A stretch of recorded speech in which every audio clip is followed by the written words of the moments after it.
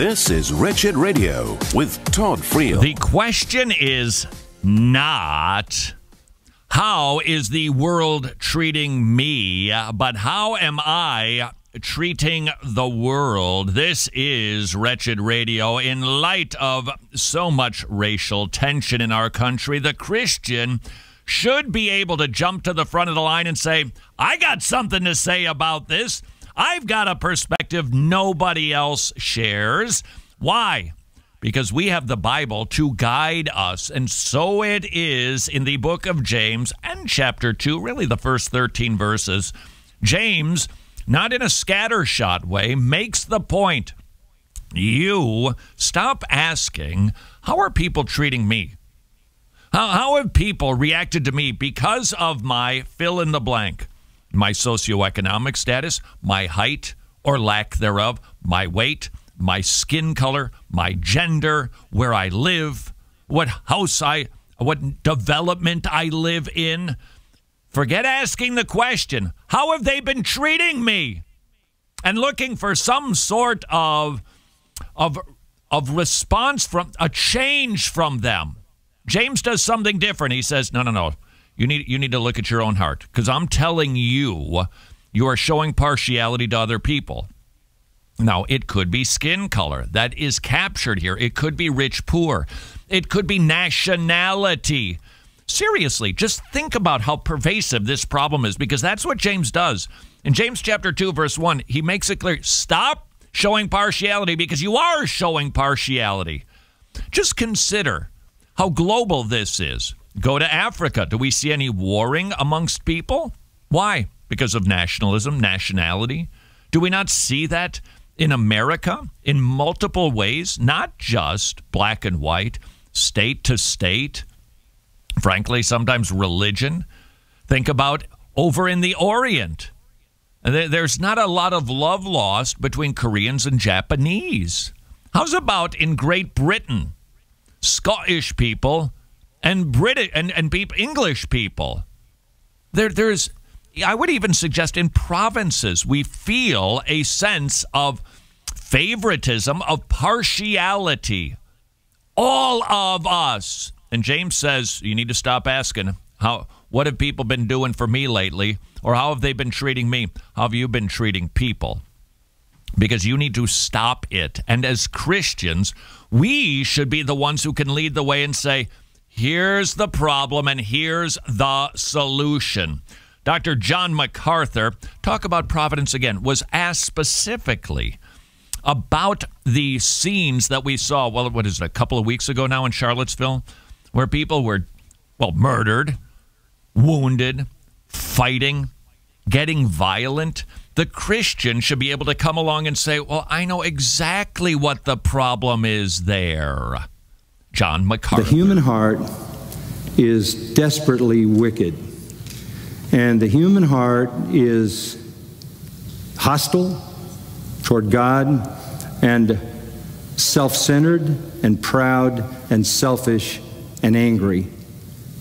What Charlottesville simply demonstrates is that fallen humanity is corrupt. All I see in that is the justification of anger. Look, that's not about slavery. That's not about something that happened 200 years ago. That's an opportunity for angry, hostile, self-willed, selfish people to explode and feel good about it, because they can get away with it when there's enough of them, too many of them, to stop. Now, did you hear that on the news? Anybody report that? We've got a major outbreak of sin in Charlottesville. No, but we should hear that from Christians, because that's how James frames the issue. You're not acting like God. And is that not what sin is? Not acting like God. And so John MacArthur, in response to this question from somebody to Q&A in his church, dives into explaining why this problem is happening there. And he does enter into the solution, a physical solution and a spiritual solution. Let me tell you what gets you there. Number one, the human heart is evil. War is in the heart. Men will kill. That's how they function. But God has built three restraints into society. Restraint number one is in the individual, and it's the conscience. But the conscience reacts to a moral law. So if you have a whole generation of young people that have been taught a twisted, perverted, inverted, upside down, and backwards moral law, then their conscience can't function.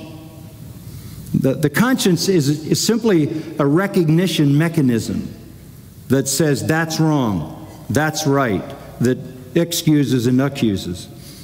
But it only can function where there's a sound moral law written in the heart. So you have a whole generation of these people, this generation, who have had a totally perverted sense of what morality is. And the dominant part of this new morality is, I'm the most important person in the world. It's all about me. It's the selfie culture. So conscience is now crippled. And that restraint is pretty much gone in much of our society. Not totally, but a lot, isn't it? That we are seeing people that they just don't have the brakes that God has built into them. Why do we see what we see in Charlottesville? Because of sin. It's in our DNA, unless God regenerates and gives us a new nature, but also because the conscience is kafritz these days. John MacArthur explaining some of the restraints God has put on our culture to keep violent outbursts from happening. Secondly, God put fathers and mothers in a family to bring a rod to discipline people in order to subdue their evil. If the family is destroyed and the family breaks down, then you have no control over those people. So conscience can't function because the moral law has been literally destroyed. Families don't function, so there's no discipline learned. There's no sense of what is right, what is acceptable behavior. That is one of the reasons why we are seeing what we are seeing in our country, all over our country. One more reason, according to Dr. MacArthur. And the only institution left that God ordained was the police. And the police were given a sword to subdue those who do evil.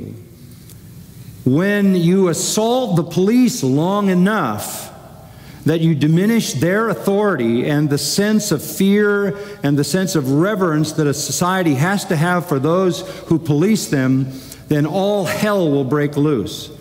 Conscience isn't functioning, family's not functioning, and the police have been stripped of their powers in the social consciousness.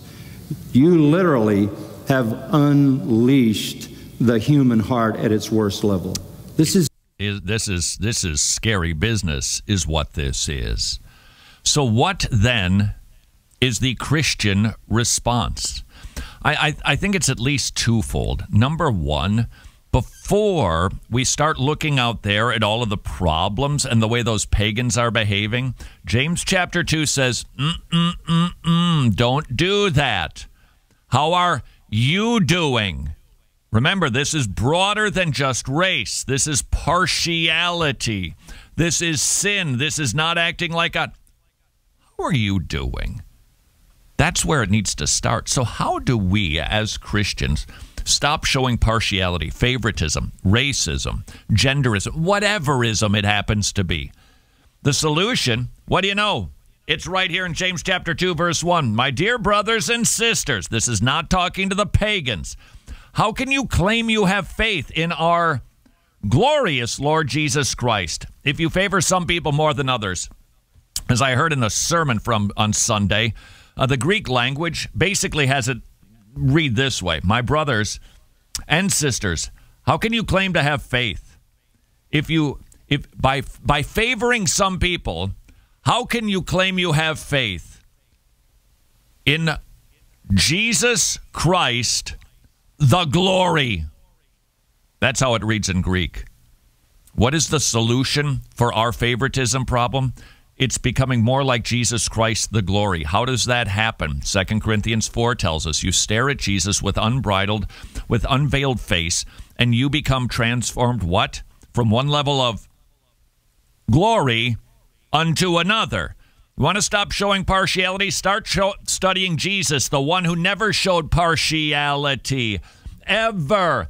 It didn't matter about birth. And by the way, he was from the lowliest of birthplaces. Galilee? Nazareth? Any good? Our Jesus was the lowest of the low, and yet he was the highest of the high, and he never judged with partiality. Study him, Christian. You'll stop being partial. And what do we say to the world who will continue to sin unless they have an internal mechanism? I don't think that giving a bunch of lectures on racism is going to get the job done. They need regeneration.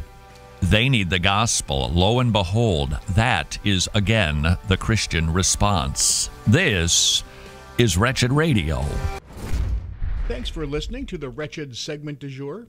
If you'd like more Wretched, you can listen to the most current stream for free at wretched.tv/listen, or you can become a club member and listen to our entire archive. Wretched, reaching the lost, equipping the saints, and strengthening the local church.